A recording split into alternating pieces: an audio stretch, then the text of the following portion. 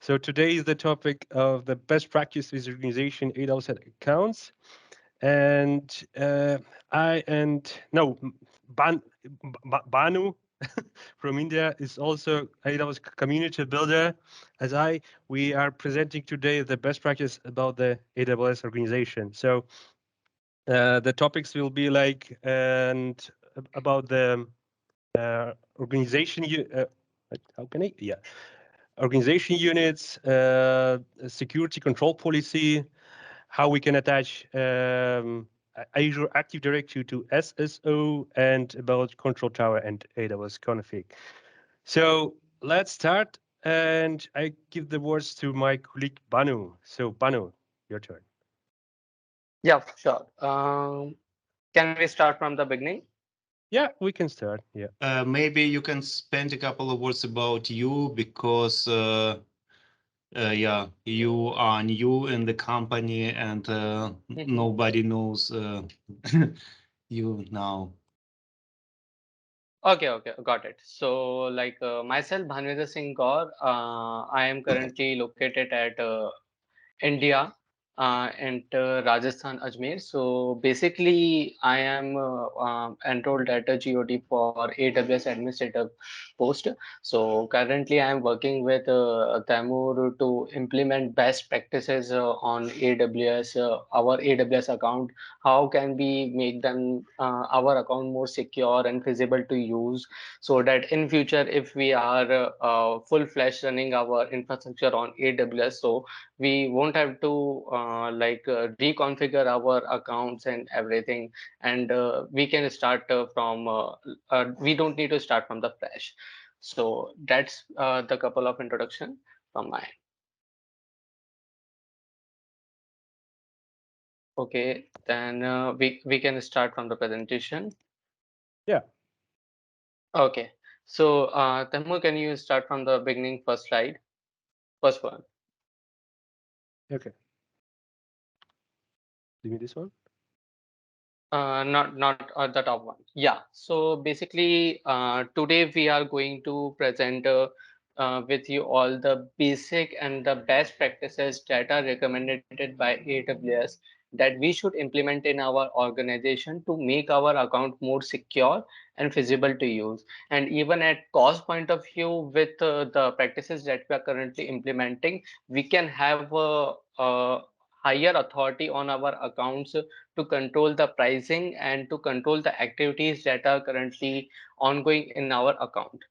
So can we move further, Tamil? Okay, so at high level, we will be going to cover AWS organization and service control policy, that how we implemented in our organization, what are its benefits, and how we can improve it a little bit more.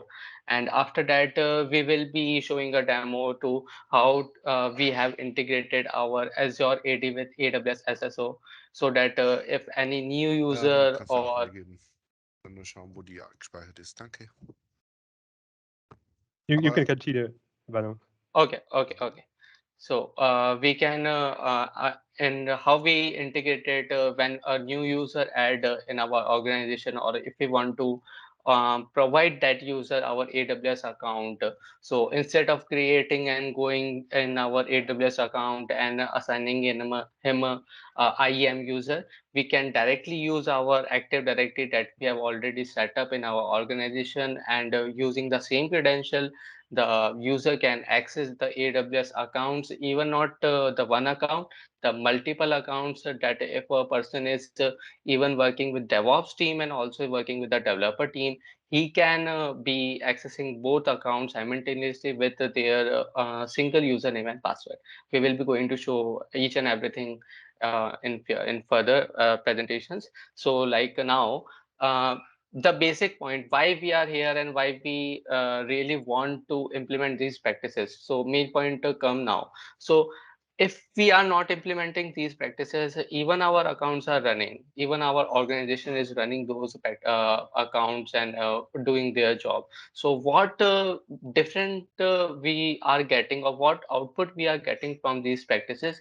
So first of the most important thing, our cost cutting will be improved. Like when we implement, we will be going to show you that SCP policies and each and everything. But when we implement these services, we can have upper hand on our cost cutting. Second thing, security. Each and every organization nowadays required a secure account and secure infrastructure, and their data should be protected. So for that point of view, also these organization structure help us to maintain the security aspect. So we will be better than regretting. I think that we should implement these practices in our organization. That's the main motto of doing these practices. So the first thing we are currently going to learn in this presentation is AWS organization. So basically, AWS organization is a AWS service through which we can manage our multiple AWS account and restrict permissions on these accounts. So if you see that picture in which you can see that there is a master account, there is a dev OU and production OU. OU is nothing, it is an organization unit, just a name under which we can put multiple accounts according to their job roles. Like consider that we have developer and we have two developer accounts. So instead of putting them apart, we can create a OU like organization unit and name that got developers, and under that we can put those accounts. And after putting them in a OU, what advantage basically AWS organization is giving us is like if I want to restrict our developers to give to have permissions only to a certain developer tools, not like they should be not be able to see the billing one, they should not be able to see the virtual machines or Lambda service or anything else. So through AWS organization, we can restrict those things and maintain the overall infrastructure. And we can also add a guardrail. Basically, we will be going to further understand the guardrail. But for now, the AWS organization main benefit is to we can maintain our infrastructure in a proper format, and we can manage multiple accounts. And instead of creating new account by adding our email again and again, our credit card again and again, we can use the same credentials. We can use the same credit card details and even create multiple accounts and within 2 to 3 clicks. So these are the main advantage. Like before AWS organization was there, we have to take approximately 10 to 15 minutes to set up a new account. But with the AWS organization, we can launch as much account as we want in our organization, and we can manage those accounts through AWS organization.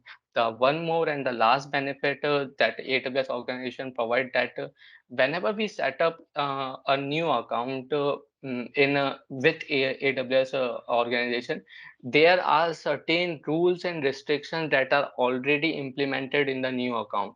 Like considered when AWS config we talk about later. AWS config is a service basically through which we are basically monitoring. So we those services are directly implemented in our AWS organization directly, so that we can have logging and monitoring services. We can see that what basically people are doing in that account.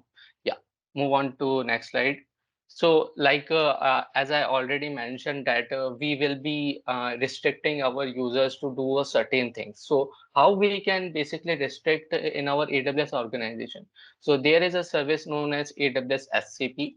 So SCP is basically service control policy. With SCP, we can give them it is like a IAM, identity and access management, but at organization level.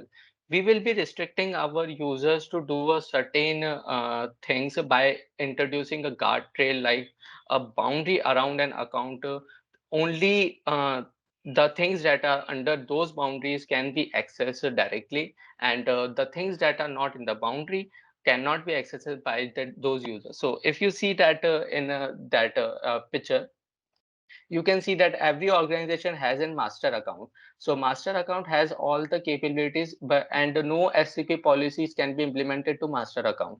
But when you go below it, you can see that there are multiple accounts and organization units set up already in this diagram.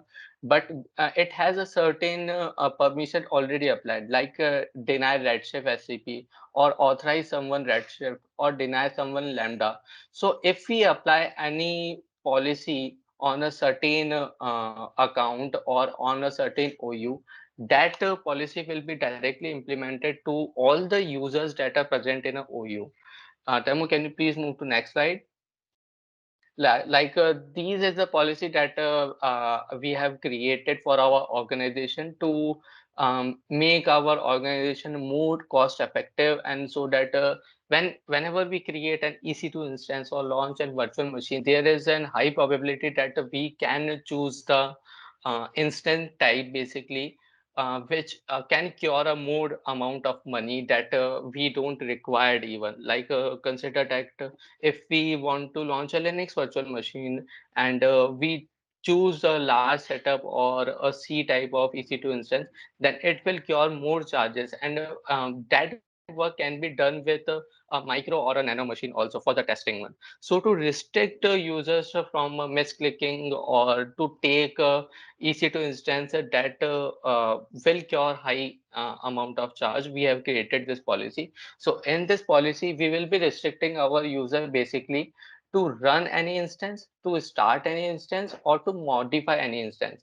They can't in this policy, through this policy, if we implement this, the user cannot be able to launch EC2 instance that don't have a nano type, a small type, a micro type, or medium type. So basically, we are restricting that, hey, if you want to launch an EC2 instance, then you should be choosing the nano type or small type or micro or medium type. Otherwise, you can't be able to launch any EC2 instance. You cannot start any EC2 instance. And the a little bit a tricky point that we have already added in this policy, like if a user launch EC2 instance or virtual machine already in environment, and if he try to upscale that EC2 instance from a certain type to cost having EC2 instance, then we have also restricted that user by introducing that action under action. You can see modify at instance attribute. So it won't allow any user to modify EC2 instance any under circumstances other than if they are using these type of EC2 instance. So this is the basic overview of SCP. So now that our main thing that we all are waiting, the AWS SSO. So basically AWS SSO, we all know that it is a single sign-on method through which we can use a single credential and access our multiple account. So basically, but why do we need that? So if we are working in an organization, that there may be probability that a administrator or a DevOps guy need to access different account or to have a different set of permission in a different account. So instead of remembering each and every credential, and it is also security breach that even if we forget any credential that it can be harmful to us, or if any credential that we have given or granted access, and if that person basically consider that if I am in currently an organization, and if I leave that organization but I have those credentials, then I can access those organization account, and this is not a best practice, and this is not a recommended one. So for that we have used single sign-on. So basically our single sign-on will be connected with our Azure AD, in which whenever new user come in our organization, we give them access or credentials so that they can access our company logs, permissions, and each and every stuff.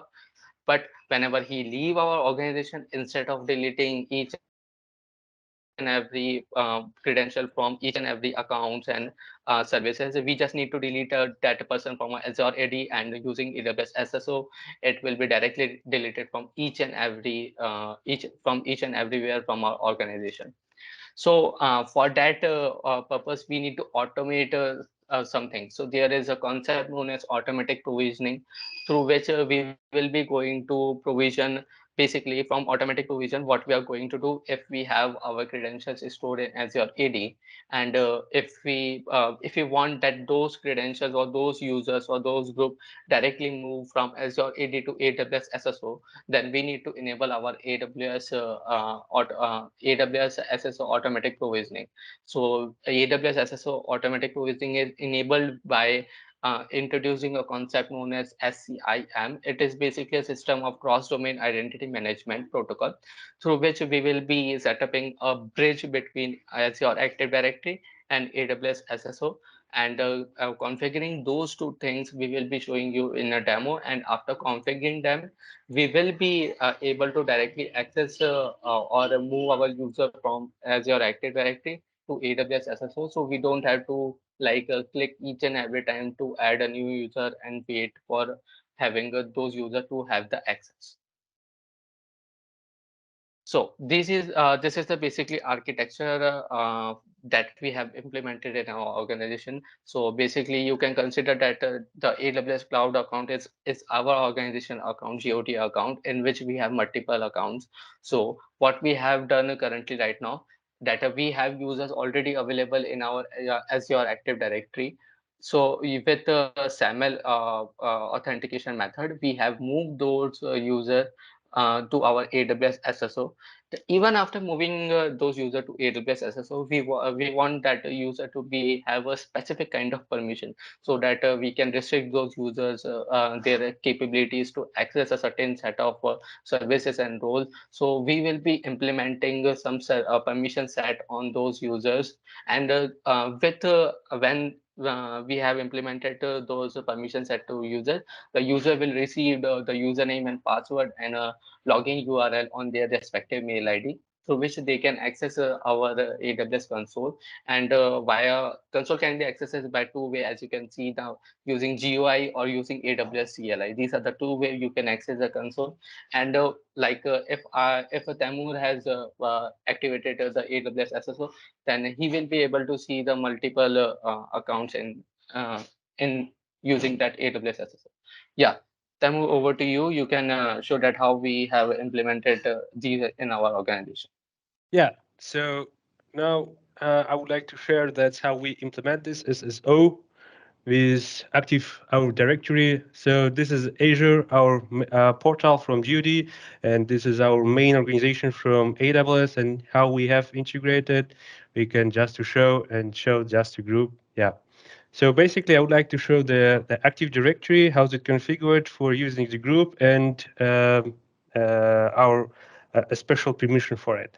So if we go to the enterprise application, we can click the new application, and we can just install the AWS single sign-on here, just configure it with a special group, a special way, and just to attach a special group. For the group, you need to go to groups folder, and just to define the group, we define it like AWS.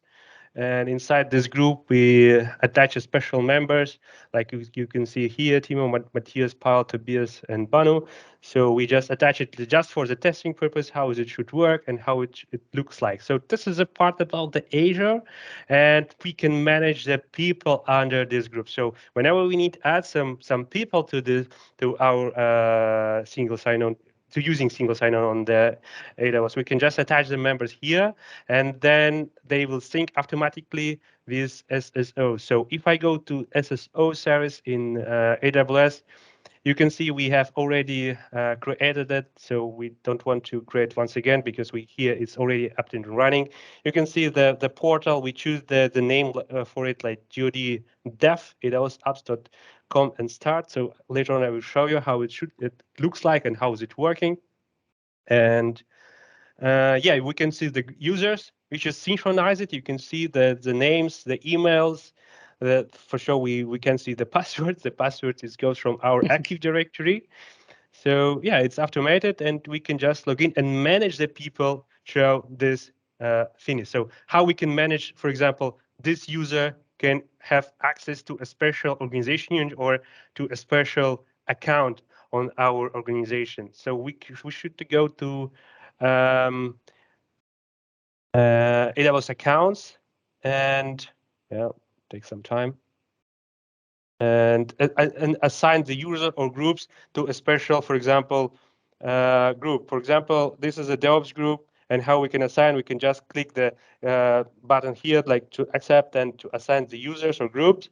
And just to click, we can click, for example, the group, but we have already group created AWS, or just the user, then the person had the access to this to this account, how it should be and how it looks like. So we have this link where we can just click and go to this link, and now we should to see some here we should to have some questions like what is your username and password. So after set it in, you can see this window where you can to choose, for example, accounts. And if we click here, I have provided to myself these 2 accounts where, for example, I have the access to development BU-D1 and DevOps. So whenever I'm click to, for example, to DevOps group, I'm just to go to management, for example, console, and throughout to the second, I am in the account. As you can to see, I have a special permission for it, and it's set as an administrator. Where I should to provide it, it's again here. So I need to reload, and I need to move on from this account. I'm sorry. Yeah. So again, okay, I have logged into the mine account, so I need to sign out from this account. One moment. And again, I'm going to single sign on. I think I can show you once again how you can set this permission. So again, AWS accounts, then, for example, software fabric, then this our account, assign the user or group, a special user. For example, I would like to assign to Pavel the next, and then, for example, I need to set the permission administrator access. So I will have the administration access, but we can create a new one, for example, the access, for example, to view, only view, and not to create something or some editing thingy. So we don't want to, for example, provide to this person, and we can create, and it makes sense a lot to have it. Yeah, so that's it, how it looks like and how's it working. So we can manage one group in Azure portal, where we can to set the people to and attach to this group, and how it looks like appeared to our main account. So I think it's the best practice for that. Okay, so now the topic Control Tower, and Banu, your turn again. Yeah. So now we are going to learn about a total new service that has launched not more than 5 years back, and it is really helpful for our day-to-day life and current scenarios that we are having in AWS. So we have AWS Control Tower. So basically, it is a solution that help automate the process of setting up and configuring multiple accounts. It is formally known as AWS Landing Zone. When me implementing AWS Control Tower, the best practice for multiple account architecture are embedded in this solution, making AWS Control Tower perfect for companies with a complex workload and large team that want to quickly migrate to AWS Control Tower. So AWS Control Tower is deeply tied with AWS Organization, that service which we have already discussed. It is tied with that a service that allow you to enroll any number of child accounts. So basically, child account are other than the accounts that we created in our AWS Organization. And under that parents account, so parent accounts are basically the root account that we have through which we have set up our AWS organization, and we can apply policies across all accounts from a single location. This extends similar function originally used for consolidated billing also, and provides additional capabilities like CloudFormation stack set. So basically, CloudFormation stack set is nothing but we can implement or launch infrastructure from a single place to our multiple accounts using CloudFormation stack set. So this is basically the use from which we can use the control tower. So after that, if we talk about the benefits that we are getting from the control tower, so the first benefit is we can quickly configure. Like while many companies spend weeks or months or coming up with a management strategies for their AWS environment, but with the help of control tower, we can do that within hours. That's why we have already implemented this in our organization. Second benefit, according to me, is like we can manage all accounts from AWS Control Tower. When when creating accounts, you can grab a unique permission that this customization allow you to put the teams together for a different task without worrying about them affecting the process of others. So basically, we won't be so it is like a branching system, so that the person working in multiple branches, so they won't be able to affect each other. We can also apply guardrails that I've already showed you or explained you. So guardrail can be applied within a second by selecting them to dashboard, from where you can apply guardrail to whichever account we want. So basically, AWS also provide a set of certain permissions and rules in guardrail which are recommended by AWS, and we can apply those guardrail directly to our organization. And last most benefit, according to me, is use of virtual indicators. So virtual indicators with AWS Control Tower are basically the dashboard control, which is a good idea. Like, it provides the status of AWS environment, where we can see that we have a see and manage the accounts, and alongside notification to make managing the control tower simpler. So whenever a new thing come up, or if anyone is has clicked or moved or tried to access the permission that they don't have access, then we will be notified in our control tower that hey, that person has tried to access something that you have not granted the permission. So these are the basic advantage of AWS Control Tower. So now a little bit new thing, AWS Config, which is a must service and a costly one also, because it is a regional service. So each and every region have a different costing. So it will be used with a high security, to provide high security. So basically, AWS Config is an easy way to make all more accurate and productive in a with very few resources. When we work in AWS, we tend to create, delete, and manage resources. We know that we would be much better off in a long environment if we carefully track all our resources. We could do or easily do manage, evaluate these resources with a great accuracy and less effort with the use of AWS config. Sorry. Because AWS config basically provides strong governance, auditing, and tracking of notification that can be done with AWS config. AWS config take care of all those things. We don't have to monitor each and everything or check the log and check the activity of each and every account. We can use the AWS config service in AWS to manage all this thing from a single place. Please move to next slide.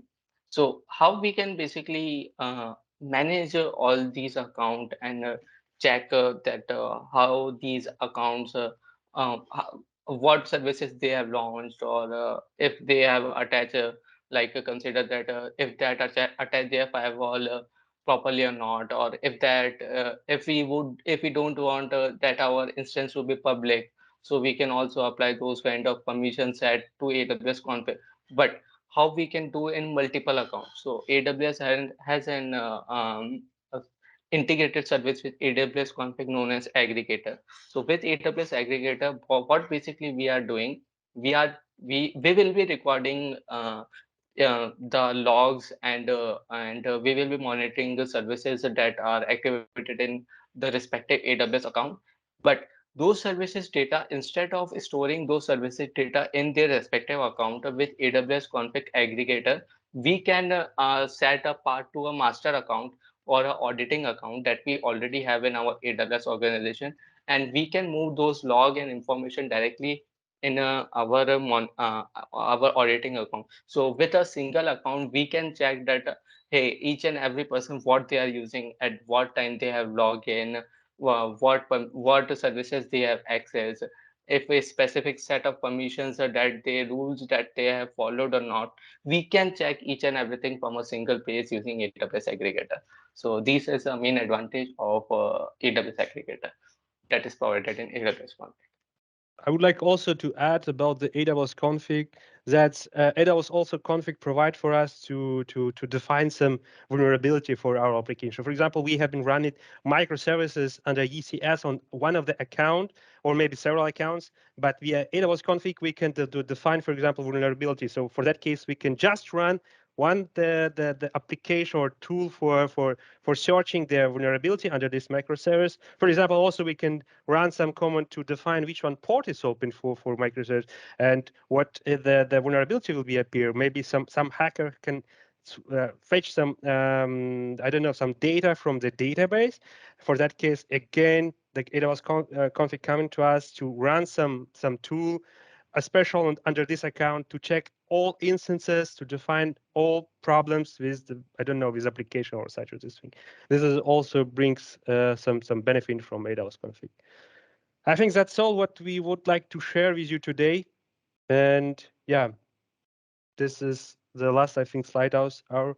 And this is all about our best practices about AWS organization, how we manage now, how we can handle it. So now, yeah, the time I think where you can ask us some questions.